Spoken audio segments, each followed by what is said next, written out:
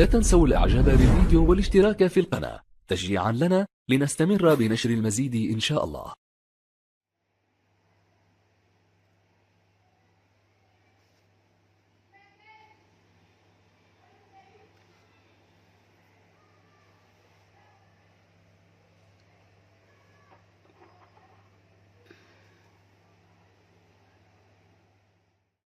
ازيكم يا بنات، عاملين ايه؟ اللهم صل وسلم على سيدنا محمد. عايزين نقول كلمتين الاول كده قبل ما نعمل اي حاجه. ان احنا ندعي كلنا ونستغفر ربنا كتير قوي اليومين دول من البلاء والوباء اللي جالنا ده، وربنا يزيح الغمه عننا ديت، لان بصراحه عادت حاجه صعبه قوي اللي بيحصل في المستشفيات دي. والله الواحد ما جاي له نفس حتى يصور، بس الواحد هيعمل قد شغل والواحد لازم مرتبط بيه. فربنا يا رب يزح عننا ويشفي كل مريض ويشفي كل اللي ابتلى بالمرض ده، يا رب يشفيه يا رب. تدعوا كلكم يا رب كده يحوش عنهم ويشفيهم ويبعد عننا بقى القرف ده كله، ويروح كده على خير وسلام وعلى أمة محمد جميعا يا رب العالمين. ونستغفر ربنا كتير يا جماعة. احنا هنبدأ النهاردة اعمل لكم ان شاء الله شوية يعني هو كماج، بس احنا اما نفرده كده ونكبره هيبقى كماج فلاحي زي العيش كده. يعني هكبره شويه واعمله زي العيش، نعمل منه نغمس منه بقى اي غموس عندنا في البيت عشان هيبقى رقيق. نعمل منه معاه باميه ملوخيه زي ما هنشوف برضه. هنعمل مع بعض اي غموس كده ونضيع يوم يعني، ويبقى بدل العيش. تمام، هنبدا مع بعض بقى المقادير ونشوف هنعمل ايه في الكماج الفلاحي بتاعنا الحلو ده. انا عملته قبل كده في القناه بطريقه اللي هو التخين شويه، المره دي بقى هعمله ايه كبير، وهنشوف مع بعض. هيبقى احلى كماج في الدنيا، تعرفوا تاكلوا منه وتغمسوا منه اي حاجه. معانا كيلو دقيق، اوريكم ثانيه واحده. بسم الله الرحمن الرحيم. معانا كيلو دقيق، اي دقيق كريستال او مثلا المهم يكون متعدد الاستخدامات. يعني انا جايباه بورقات تجاركم اهو علشان ايه تشوفوه معايا. طبعا هنخله اي دي يجي من اي مكان لازم يتنخل، حتى لو انت عارفه ان هو نضيف وكويس مش شاهد عليه كده. ومعانا باكم بودر، لو عايزه تستبدلي بودر بمحسن بشيف كيك شيف ماشي. ومعانا هناخد معلقتين خميره عشان الجو برد، ومعانا كوبايه زيت، ومعانا طبعا معلقه ملح، ومعانا معلقه سكر كبيره او معلقتين سكر ومعلقه ملح. هنشوف بقى. ومعانا لبن رايب اللي هو الحليب بس رايب، يعني زي الزبادي مش لبن حليب بقى. لو عايزه تستبدليه بلبن حليب استبدليه، عايزه تبدلي بداله زبادي استبدلي. هو ده لبن رايب. بيسموه ايه غير الرايب؟ له اسم تاني كده غير اللبن الرايب، لكن اللبن الحليب بيبقى سائل شويه يعني ما بيبقاش رايب خالص. هندخل بقى الدقيق معانا ونشوف هنعمل ايه. طبعا انا بقى ما عايرتش هعاير لكم اللبن الرايب وانا بعمل عشان برضو تعرفوا كل الدقيق على ايه، لان انا بحب اعمل بالنظر كده. بس ما ندخل الدقيق الاول. هنضيف بقى الكيلو الدقيق بتاعنا اللي احنا نخلناه ده. انا معايا حوالي كوبايتين لبن رايب مش كبار كمان، بس انا هعاير لكم وانا بحط عشان تتاكدوا انا بحط قد ايه. معانا بسم الله الرحمن الرحيم معلقتين خميره اهم علشان الجو برد يا جماعه. احنا عايزين ايه لما يكون الجو برد الخميره تبقى كتيره معانا شويه. ومعانا معلقتين سكر، ومعانا معلقه ملح،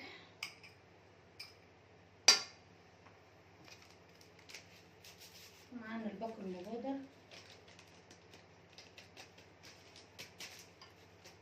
في ناس ممكن تسمي ان ده ابابير، بس انا عشان بعمل لكم بطريقه الكماج بيبقى حلو شويه، فعشان كده مش راضيه اقول لكم ابابير. بسم الله الرحمن الرحيم. شايفين يا جماعه اللبن الرايب بيبقى كتل كده. حطوا كوبايه عما نفرم، وهقول لكم هحط قد ايه تاني عما نعجنها اقصد. انا طبعا ما بحطش كله علشان الدقيق ده بيختلف من نوع لنوع. يعني هو كده هيعوز معايا كوبايتين اهو، ممكن يحتاج كمان. عايزه تكملي بميه كملي، عايزه تكملي بلبن حليب كملي، عايزه تكملي بزبادي كملي، عايزه تكملي بلبن رايب كملي، على براحتك خالص. شايفين؟ يعني أنا كده ممكن محتاجش على الكيلو دقيق غير الكوبايتين اللبن الحليق الرايب اللي انا حطيته اهو. العجينه بتبان قدامي. نضيف بقى الزيت بتاعنا.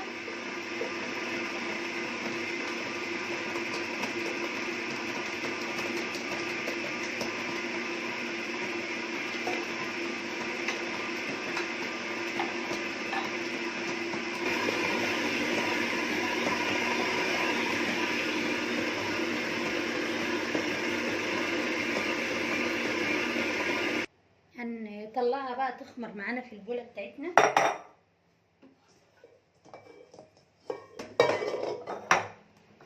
هنغطي عليها بالاسترتش بتاعنا وفوطه ونشر ان لا اله الا الله واشهد ان محمد رسول الله. هنسيبها تخمر خالص يعني. معانا بقى هنعمل باميه عشان تبقى مع القبابيه بتاعتنا. معانا بصله اهيت مشوحاها لسه ما عملتش حاجه، طلعت بس الميه بتاعتها. وهنضيف عليها بقى الزيت كده اهو، وهنضيف عليها الثوم من الصلايه الحرقه دي، معلقه توم اهي.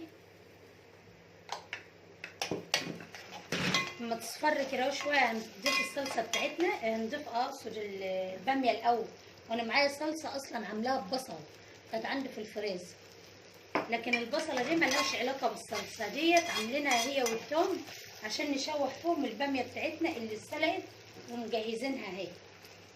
جميله ازاي؟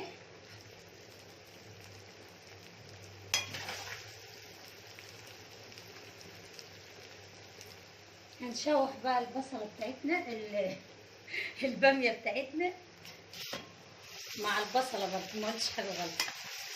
هحط البهارات بتاعتي مش على الصلصه، هحطها عليها كده عشان تديلها طعم حلو.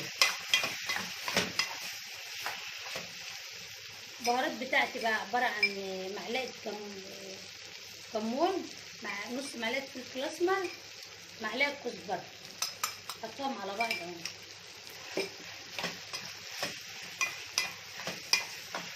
هتشوح بس شويه وجيب الصلصه بتاعتي عشان كده بتديلها طعم. عايزه تحطي مرقه دجاج حط عادي.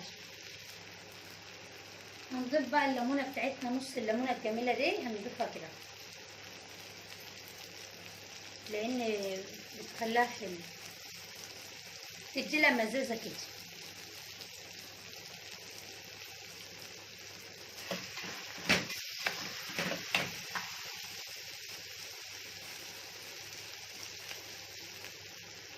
هنضيف الصلصه بتاعتنا ونهدي بقى النار. انا كنت معلياها عشان تعمل بسرعه. الباميه لو اتفعصت معاكي كده عادي مفيش مشكله، في ناس بتحبها كده وناس بتحبها صوابع. ما انتش عايزه تبقى مهريه ما تتكش عليها او ما تهرسهاش كده اهو، لان الصلصه بتاعتي متلجه. هسيبها كده شويه عما تفك لاني مستعجله. وكمان الصلصه اللي انا كنت مصلصاها معاكم في القناه قبل كده بالبصل والزيت بتاعها. هنضيف الميه بتاعتنا بس ما نكترش ميه لان الباميه مش بتحتاج سوا كتير، يعني كده اهو كفايه. اما بقى تغلي كتير في بعضها هتلاقي لونها اتغير وبقت احمر من كده.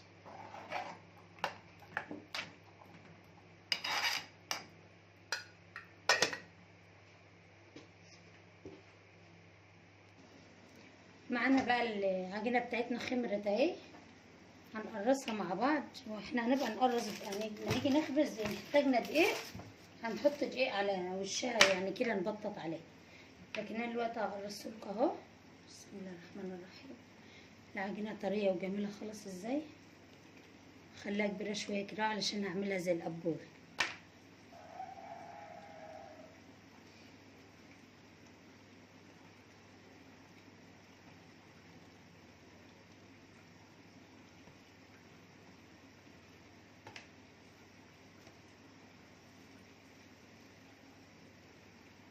العجينه هشه ازاي ان شاء الله جميل.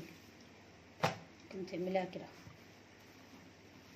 لما تيجي تخبزها تكون خمرت تاني.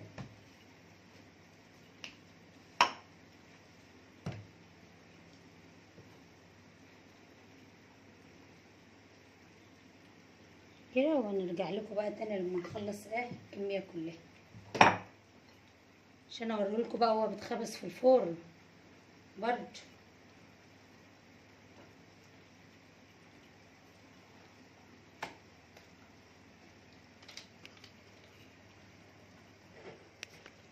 حبايبي كده بقى هنطش التومه كده معانا على الباميه، هنحمرها اهو شويه زيت وطاسه على السله كده، ونقوم محمرينهم.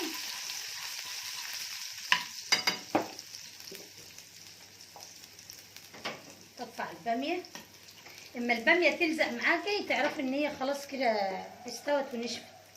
هنضيف على التوم ده بعد ما احمر معلقه كزبره كده اهو، علشان خلي ريحه كده للباميه بتاعتنا.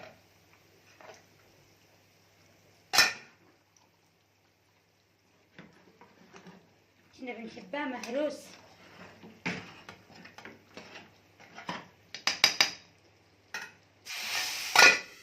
تمام كده خلاص. نلقاكم بقى في عمايل الابابيه.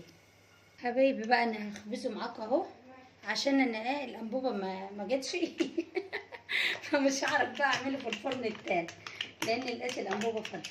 هنعمل بقى في فرن الغاز بتاع البوتاجاز، وانا ببططه معاكم اهو، وشايفين اني بعمل بالعجله كده اهو.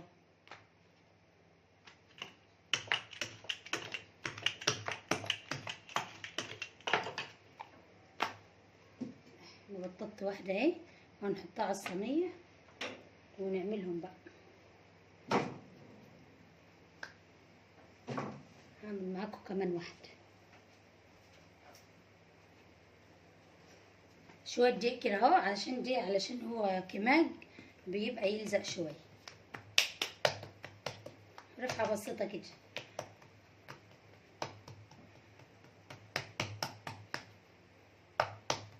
هتشوفوه بقى بعد ما يطلع يا حبايبي حاجه بقى تفرح كده. ونعمل لكم شويه ملوخيه كمان.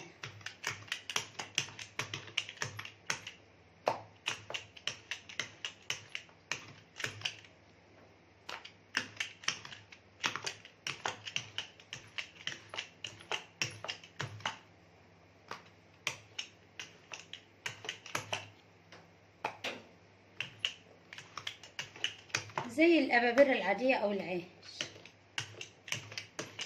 بس عشان لما بتعجن بقى بالمقادير اللي احنا عملناها بتاع الكماج دي بيبقى حلو وطعمه حلو.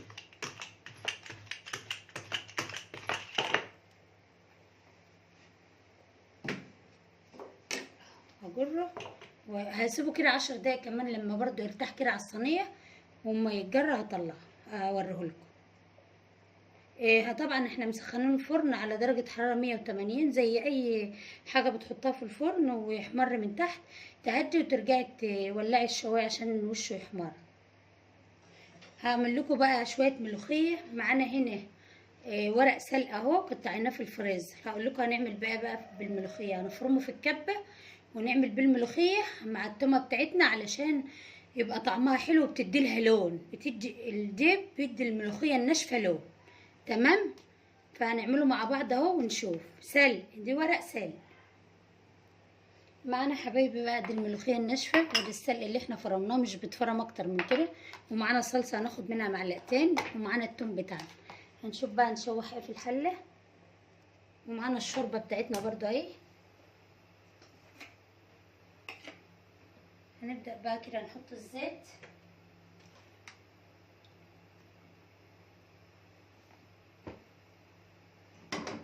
معانا شوربة فراخ، شوربة بط، شوربة لحمة، اي شوربة عندك. يا سلام بقى لو شوربة لحمة.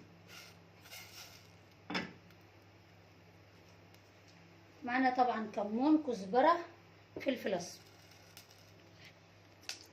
هنضيف التومة بتاعتنا اهي.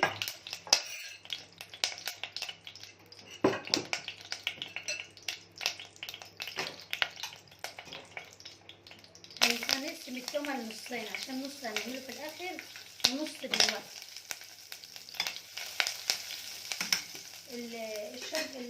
السلق بتاعنا السلق بتاعنا على الملوخيه الخضراء هنعملها بشوربه ونقلبها اول.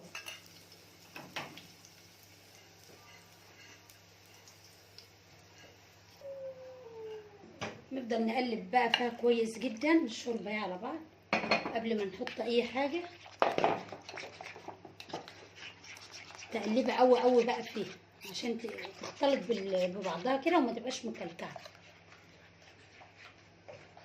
هنحط الطماطم على الثوم واحنا بنقلب كده مع بعض عشان تفك معانا كده بس. شايفين قلبتها جامد اهو. طبعا دي في ايدي معلقه للصلصه وفي ايدي معلقه للتقليه. وهنضيف بقى البهارات بتاعتنا على الصلصه عشان طبعا مش هنلحق نحطها في الاخر لانها مش هتاخد دلة، مش غلوه كمان، مش هتكمل غلوه. كده حاطين بهاراتنا اهو. انا كنت حاطه ملح في الصلصه في الشوربه وفي الصلصه، فمش بالتالي بقى مش هحط شوربه تاني. تمام. هضيف بقى الخليط بتاعي ده الجميل ده. بتبقى اكنها ملوخيه خضرا بقى. عما تاخد بقى غلوتينها كده، غلوتها كده. دي طماطم كانت في الشرب، هنشيلها كده اهو. كده تمام اهي. يكون احنا عملنا بقى عما تغلي كده التومه بتاعتنا. معانا برضو الطاسه فيها الزيت.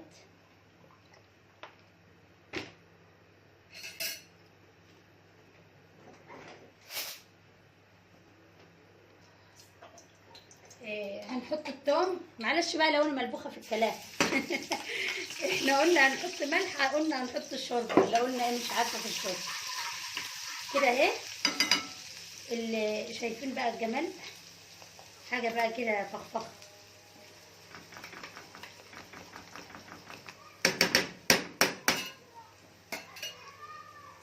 التومه بتاعتنا احمرت اهي. هنحط عليها بقى معلقه كزبره زي ما بنعمل كالعاده.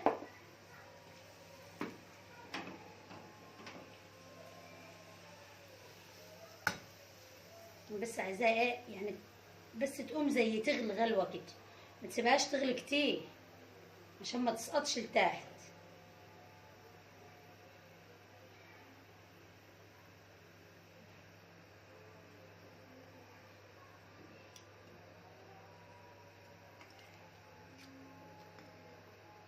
لو عايزه تفرمي السلق ده في الخلاط افرميه عشان ما يبقاش مكلكع معاكي في الكب. اهي قبل ما تغلي او كده تمام اهي. خلاص طفينا البوتاجاز اهو. شايفين بقى الشكل والجمال، حاجه بقى كده اخر جمال. متنسوناش في اللايك والاشتراك بقى لان انا نسيت اقول لكم الصبح. كده كمجنا بعد ما طلع اهو يا حبايبي. شايفين بقى الجمال، حاجات بقى كده حلوه كده عسل. شوفين بقى القبور الصغنون الحدق ده. احلى كمال اهو. بس انا فرداه عشان يبقى ايه تلاقيه كده طري وحلو يعني، ايه مش تخينه كده اهي. شوفوا وهشه من جوه عامله ازاي. شوفوا حاجه بقى اكنها قرص من اللي هي ام سمسم الحدقه دي. تمام. ومعانا الملوخيه بتاعتنا والباميه. متنسوناش في اللايك والاشتراك.